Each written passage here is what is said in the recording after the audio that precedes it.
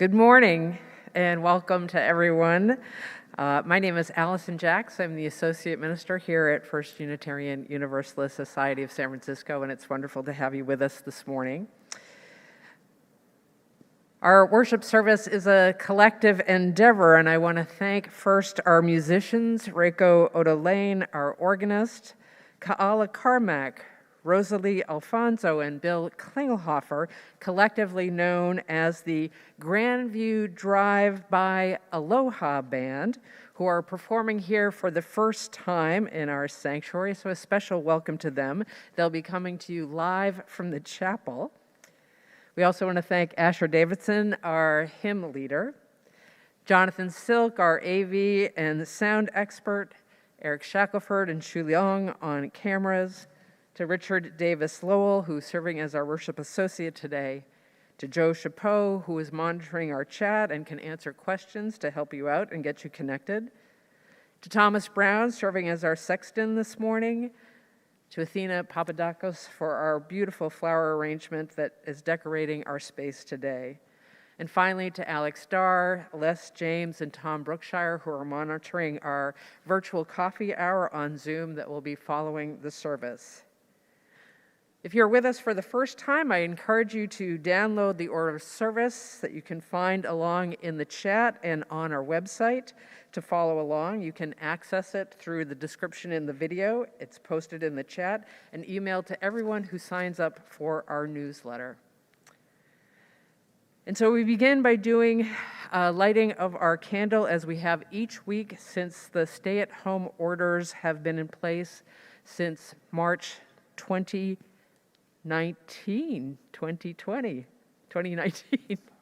I've already forgotten. In honor of all of those who are bringing their spirit into this place today, while you may not be here in spirit, we feel you here with us today. We light this blue candle as a representation of those who are here in spirit.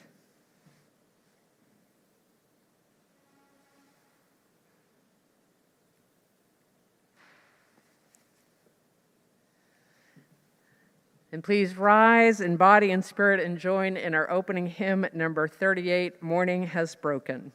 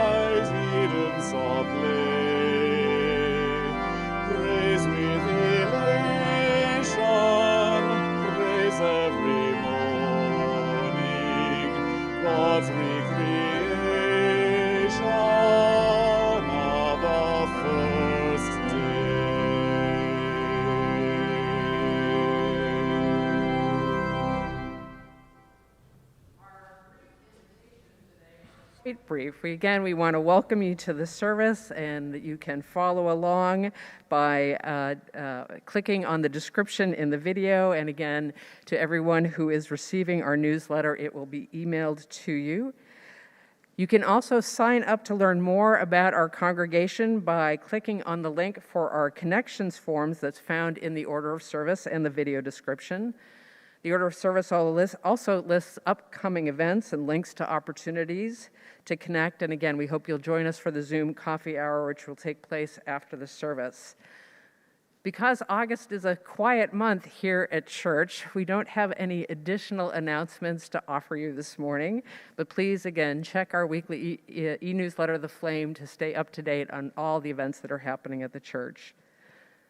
So I invite you to center yourselves into our worship this morning by singing our meditation on breathing.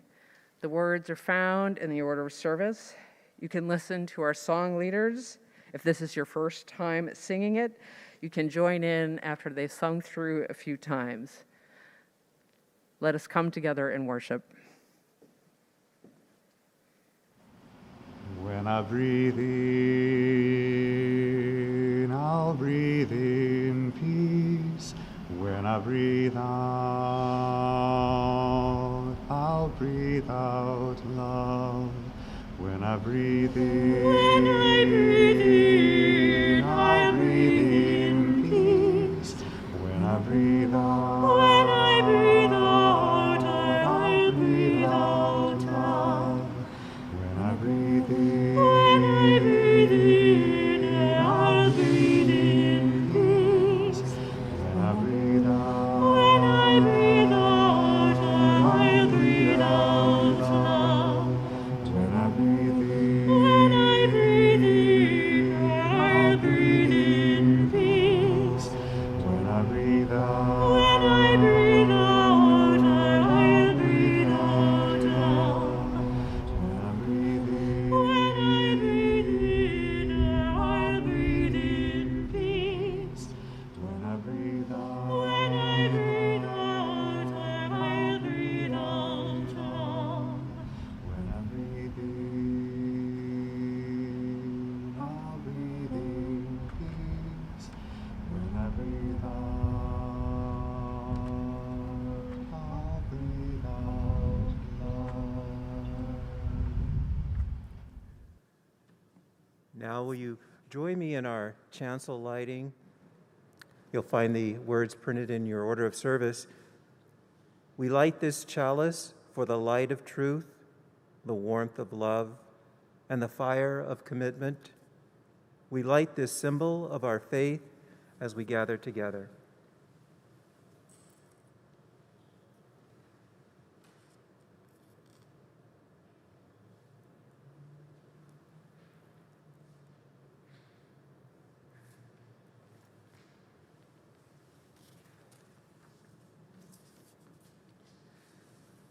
Also printed in your order of service is our covenant, followed by our sung doxology. Love is the spirit of this church, and service is its prayer. This is our great covenant, to dwell together in peace, to seek the truth in freedom, and to help one another.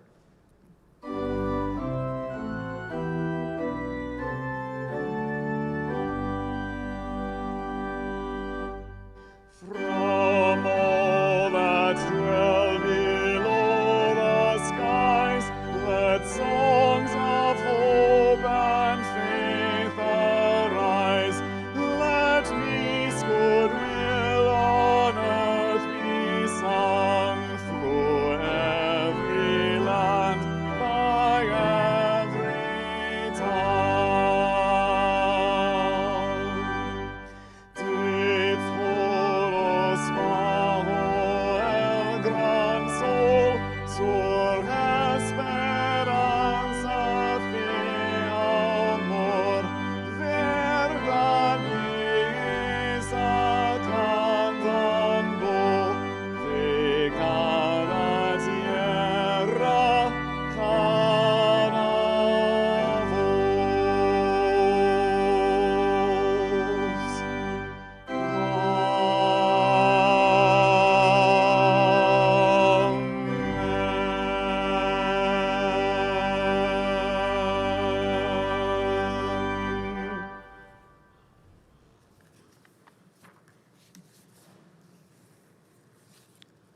recognizing there is human suffering all over this world in the course of natural and human catastrophes, we ring our gong today in honor of these three such places of suffering and struggle.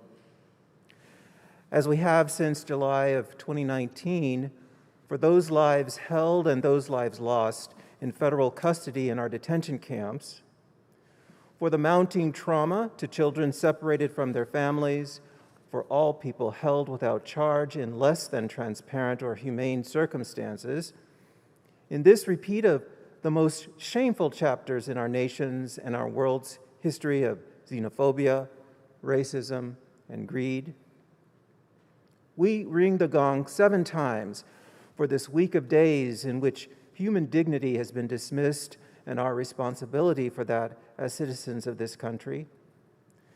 And again, for the losses this week due to COVID-19, this last week, 65,208 people died of COVID-19 globally, 3,102 in the United States alone.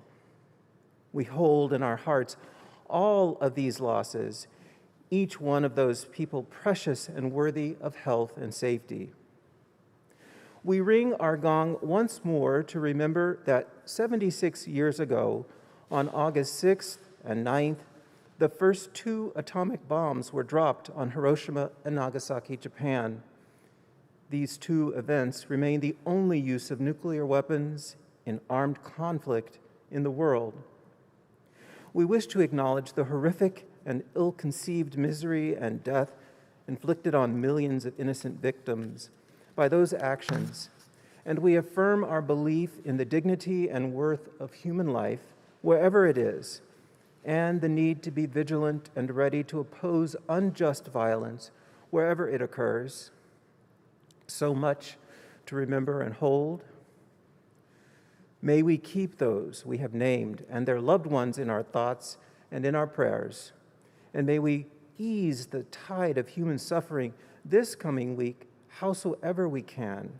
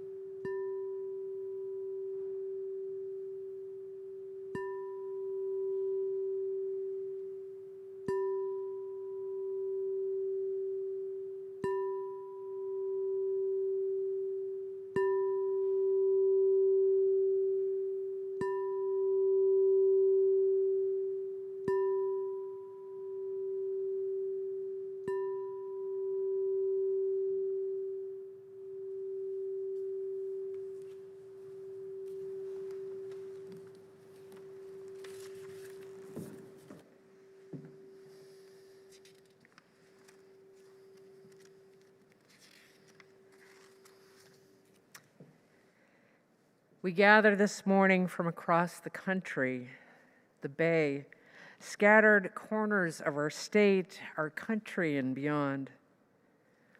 While physical distance separates us, we sense the presence of one another here and now, as if our hands were stretched out and fingers touching. Feel the gentleness of your breath, your body relaxed and at ease. Notice the sounds around you, the one who sits close by, or the birds outside your window, the noise of your neighbors, the rustle of wind, or maybe the waves, the purr of a cat, the dream of a dog nearby. Feel yourself sink into this space, this time, this being present to the moment.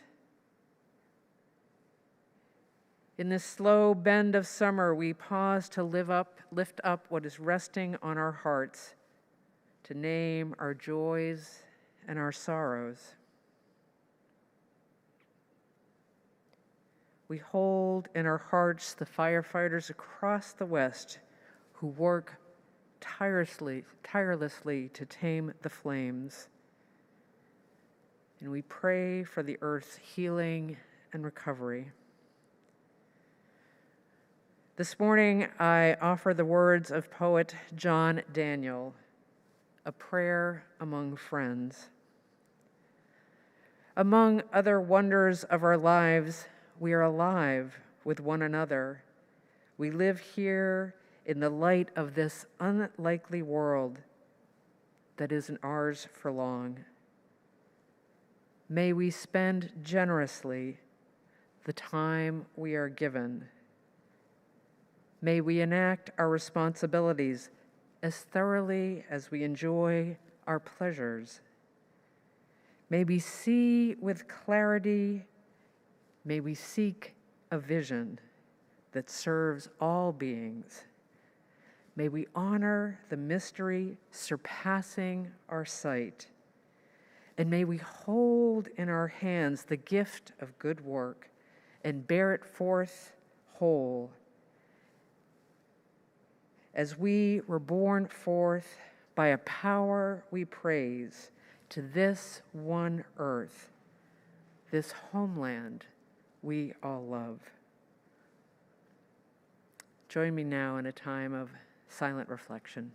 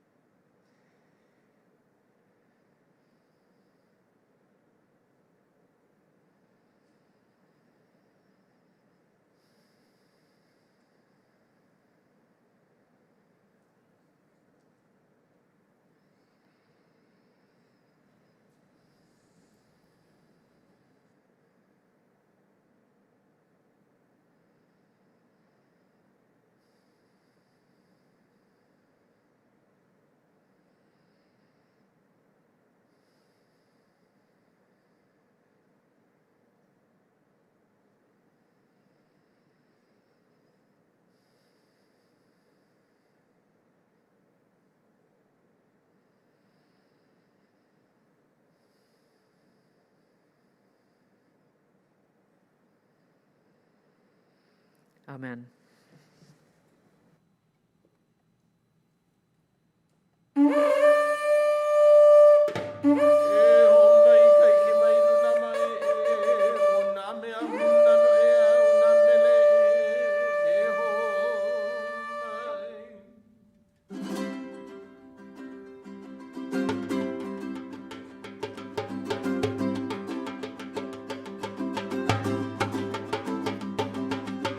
Ay,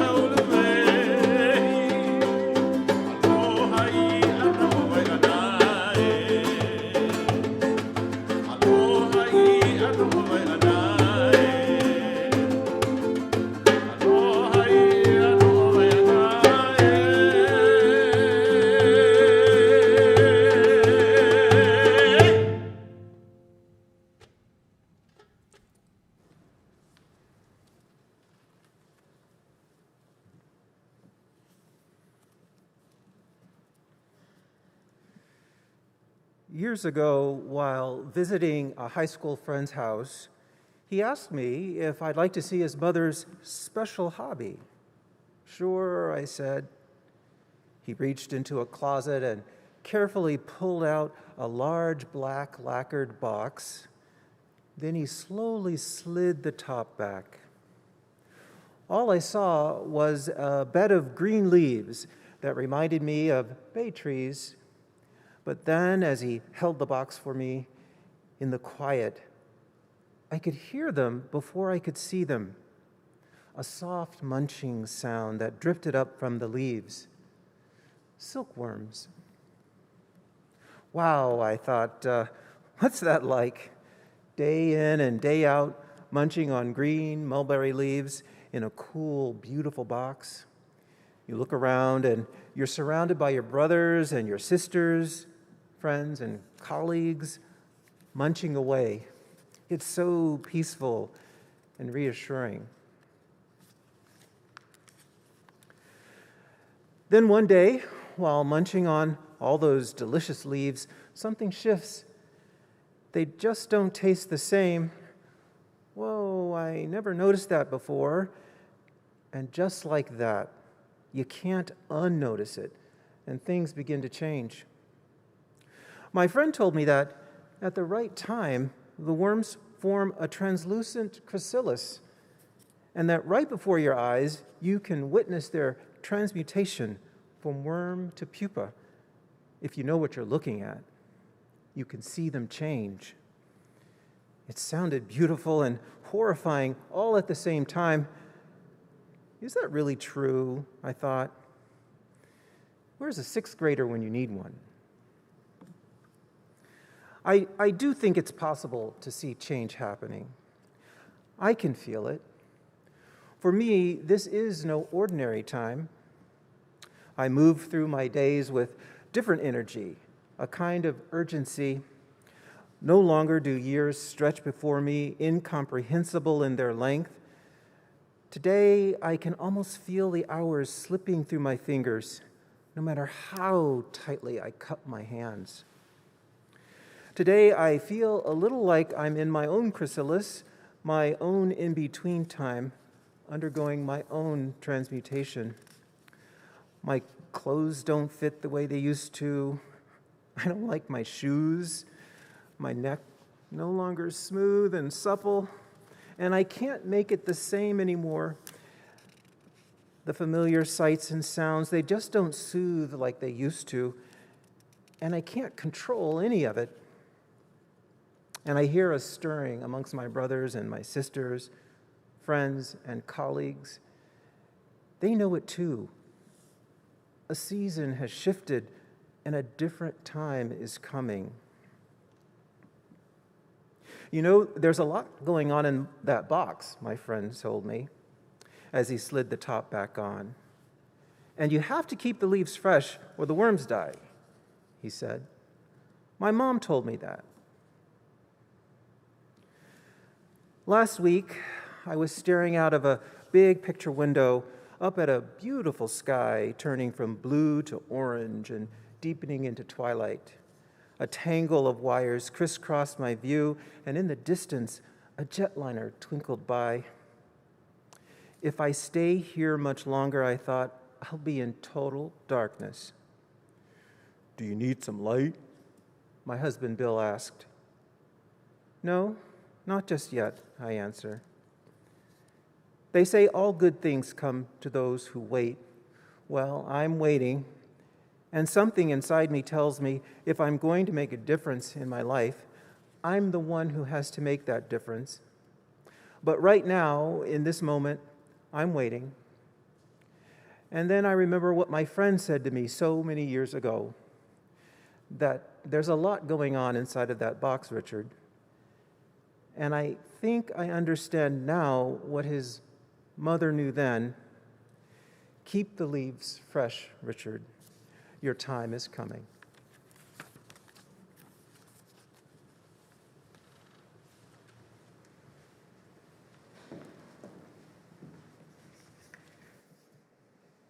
Thank you, Richard. That was beautiful. This morning's offering will go to support the work of Save the Bay, an organization founded in 1961. Save the Bay's mission is to protect and restore San Francisco's bay for its people and the wildlife, uniting the Bay Area to create a clean and healthy bay. As climate change and pollution threaten our bay, Save the Bay leads initiatives to make our region sustainable for future generations. To make a donation for this special offering, please click on the donation button and choose the special offering button. If you would like to send a check, please make a notation that your gift is to support Save the Bay. This morning's offering will now be gratefully received.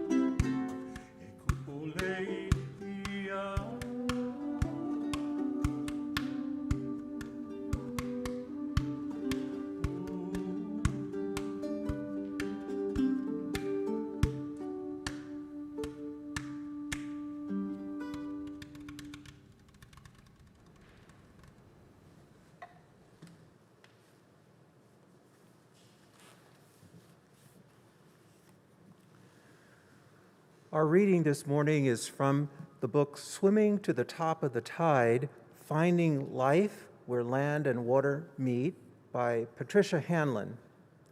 Patricia and her husband live in Essex, Massachusetts, along the Great Salt Marsh and Estuary, 25,000 acres of barrier beach, dunes, salt marsh, and water bodies from Cape Ann to Salisbury, Massachusetts.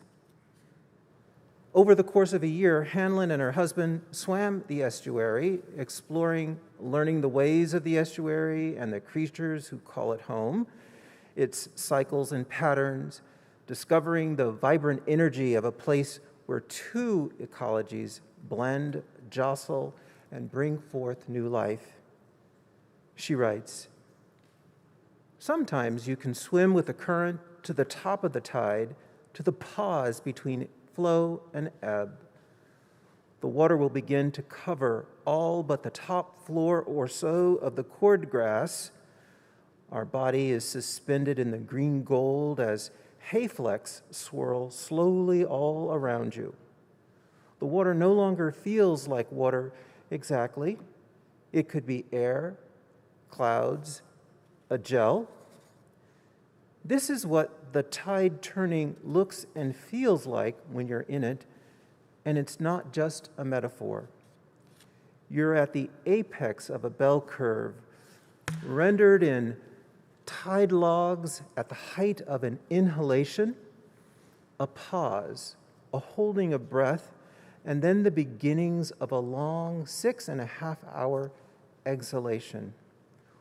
Or more accurately, the apparent pause. The earth is still turning and gravity is still pulling, so what happens with the tide is not a full stop. But in that one spot, and that is all a body can inhabit at one time, you experience stillness. The horizon circles you, the jet trails arc. You are freshly aware of what is always the case, that your body goes about its business on a curved surface.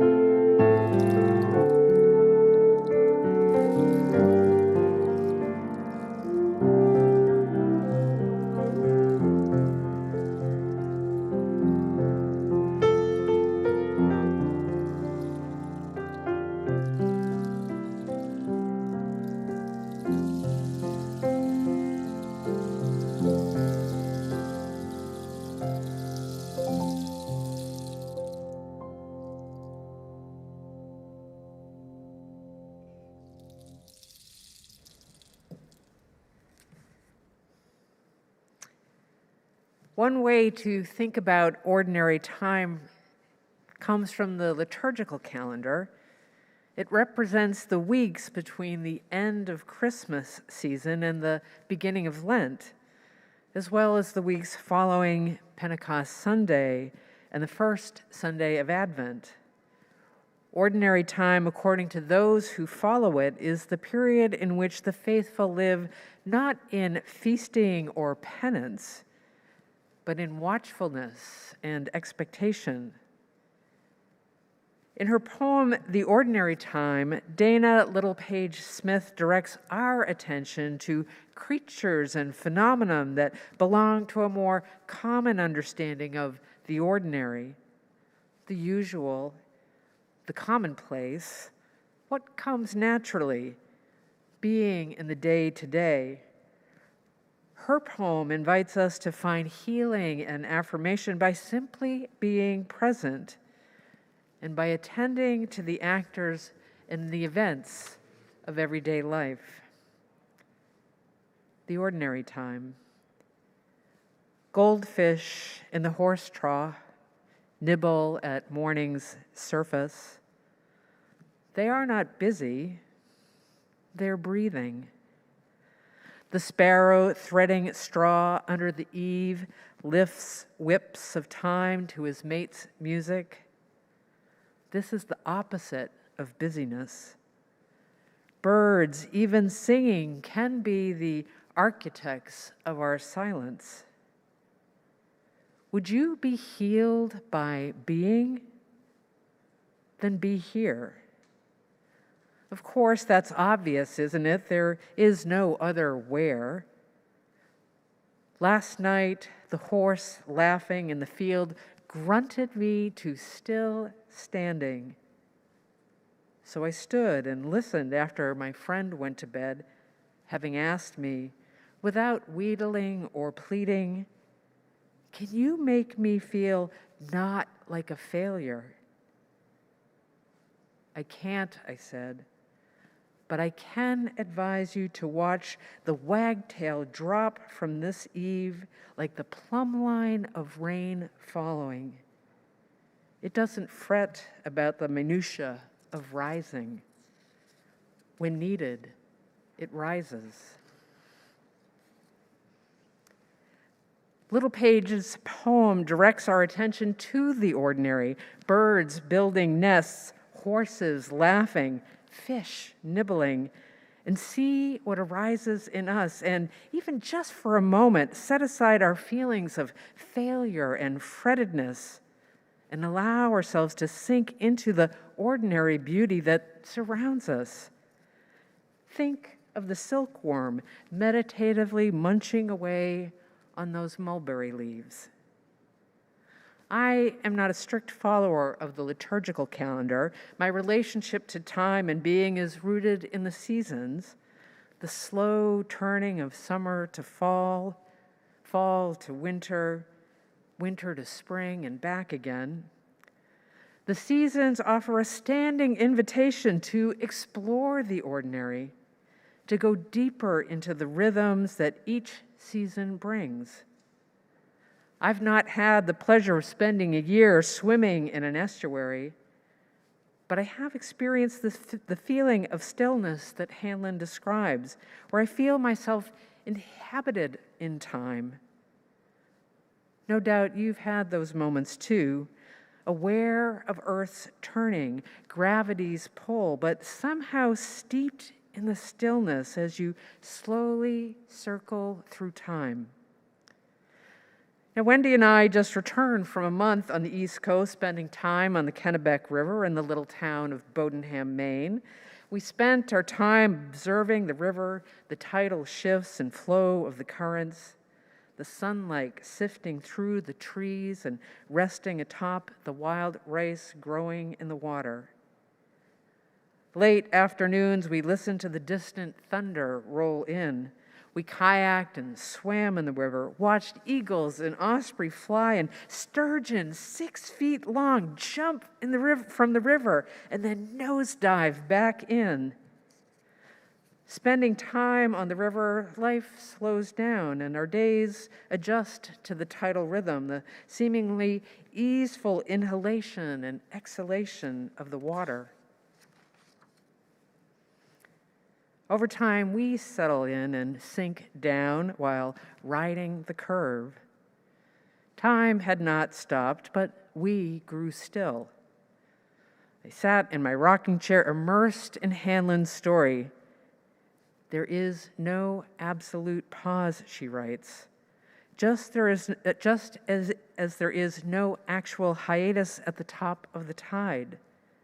But it's deeply ingrained in humans to seek out a still point in a spinning world. But these days, stillness seems hard to find. Instead of slowing down, we move at an accelerated pace. We are living in extraordinary times. Nature's rhythms ravaged by industrial proliferation and pollution, human greed and thoughtlessness.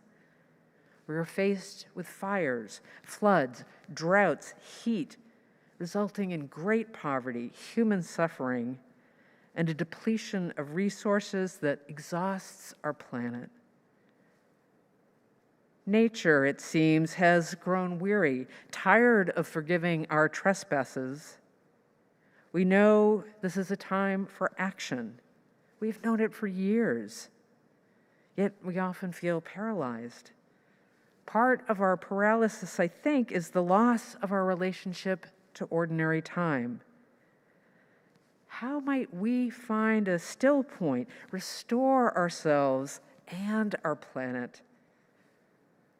Artists, I find, have a way of helping us look closer in and observe the extraordinariness all around us. On a rainy day, Wendy and I visited Slack Tide, an exhibit by painters Caroline and John Ruffo. The two spent 3 months painting the intertidal zone of Popham Beach, one of the most beautiful beaches in Maine. The intertidal zone refers to the area that is covered and revealed as the tide comes in and out. The moment of pause between high and low, when the water is without current or stress. The intertidal zone is an ecologically rich and precious littoral zone, meaning the zone between the high and the low marks of the tide. In the spring of 2021, the Ruffos gathered their supplies and opened their senses to observe the paint. And observe and paint. In their artist's statement, they write, "We have all experienced the pandemic in different ways, but now that our part of the world is beginning to reopen, we want to pause and reflect, being caught up in the current of our lives. We have had an opportunity to examine our values relating to social justice, among other things, the environment, the need for spiritual retreat and recovery. We hope this show gives you a space for reflection, similar to the space that can be found on a long walk along the beach. The paintings capture the endless beauty found in the ordinary, a myriad of watery blues and soft grays and opalescent yellow swirling inside a clamshell. The varying moods of sky and water. 2 lonely beach chairs. A battered fence catches the sun. Serrated light marks the spot in the sand. Tide and time move, but there is a stillness, and you feel yourself sink in.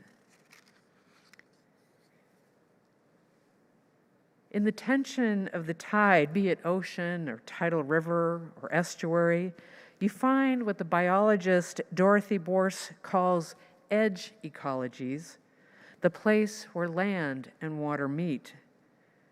Things that happen in an edge ecology don't happen anywhere else. Borse listens and looks for the rich ecotones found in the edge ecologies, like salt marshes and tidal waters.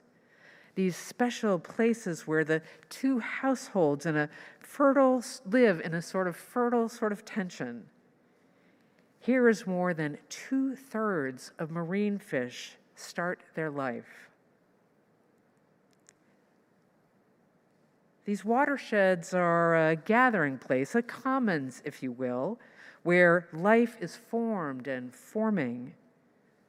out of ordinary, rock, mud, the comings and goings of salt and fresh water, the deep roots of cordgrass and other plant life, insect debris, leaf debris, discarded shells embedded in the soil, comes the rich oozing and intermingling that holds life together.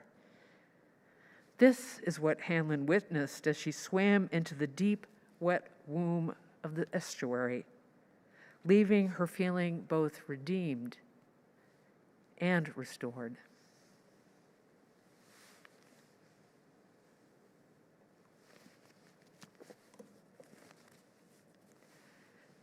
These life-giving commons are essential to our planetary survival. They cleanse and protect. They procreate, building systems that sustain life. They literally hold us together. Think about this. Since colonial time, approximately half of the nation's salt marshes have been dredged, filled, and built upon.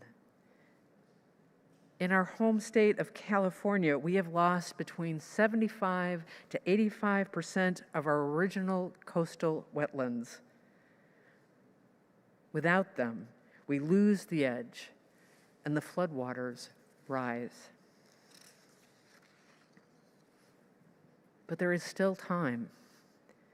Whether you don a wetsuit to swim in the channels of a 25,000-acre estuary, pick up a paintbrush and head to the sea, or gently ask your husband to leave the light be while you watch the last brush of gold leave the sky. The invitation is the same. Step into a different relationship with time. Live in the still point, the slack tide. Gather at the edge of the great commons, even if it's just for a moment, and feel yourself part of creation. The more we sink into ordinary time, the better attuned and equipped we are to restore our planet and ourselves. Now, the work of restoration, be it personal or planetary, requires deep attention. Oakland-based artist Jenny Odell writes about deep attention in her book, How to Do Nothing. It was early 2017, shortly after Trump's inauguration, and mere months since the horrific ghost ship fire where so many lives were lost. In the churn of these two events, she was asked to give a keynote talk on art and technology. I thought about what I could possibly say that would be meaningful in a moment like this, Odell writes. Without knowing what the talk would be, I typed, how to do nothing. Shortly after, I decided to ground the talk in a specific place, the Rose Garden in Oakland, a 5-minute walk from my house. I did that partly because it was the Rose Garden that I'd been brainstorming my talk, but I had also decided that the garden encompassed everything I wanted to cover. The practice of doing nothing, the architecture of nothing, the importance of public space, and an ethics of care and maintenance. What happened in the garden was the beginning of an act of redemption and restoration.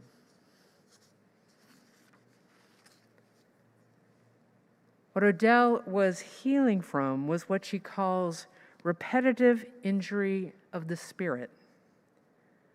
The toxic stew of modern life, the impacts of technology that claim so much of our attention, political division and amplification, the structures that strip the earth bare, all in the name of progress. The cumulative cloud of capitalism left her depressed and completely depleted. Odell asked herself, what am I willing or able to refuse for the sake of restoring my humanity? The answer, try doing nothing. In Odell's Odyssey, she learns to seek out contemplative spaces, what she calls attention-holding architecture that nurture and feed body, mind, and spirit. For Odell, it was the rose garden. For me, it's the tidal rivers. For you, maybe it's the mountains or meadows, the open desert, or a deep dive into the sea.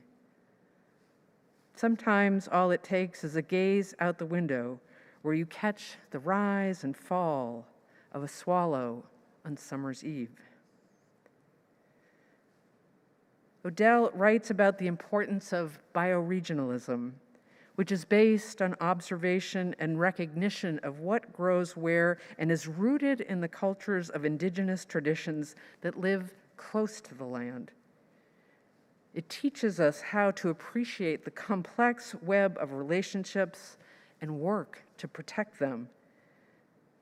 We learn to identify with place, weaving ourselves into the region through close observation and responsibility to the local ecosystem.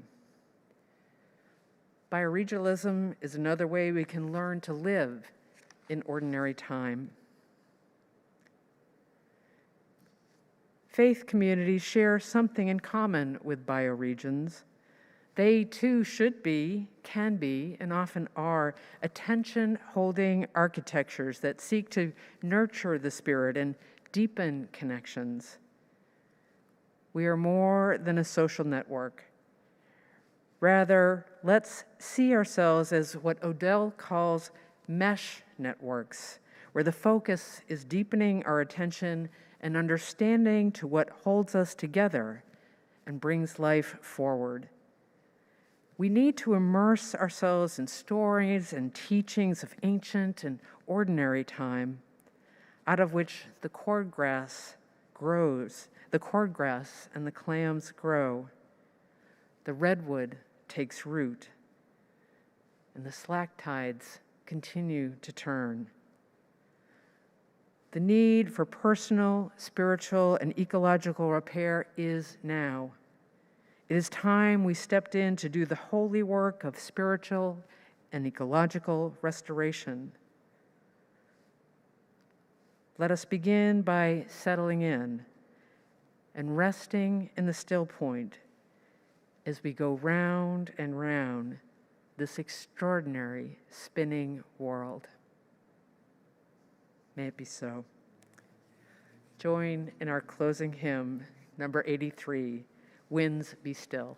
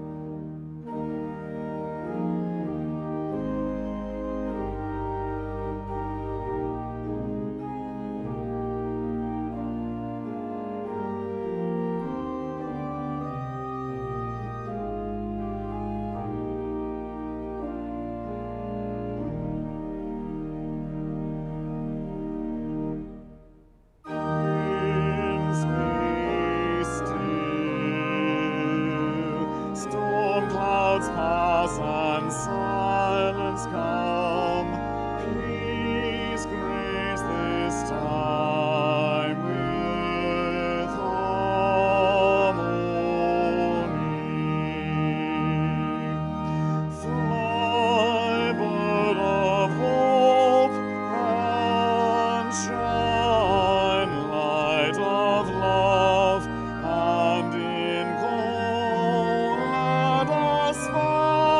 strength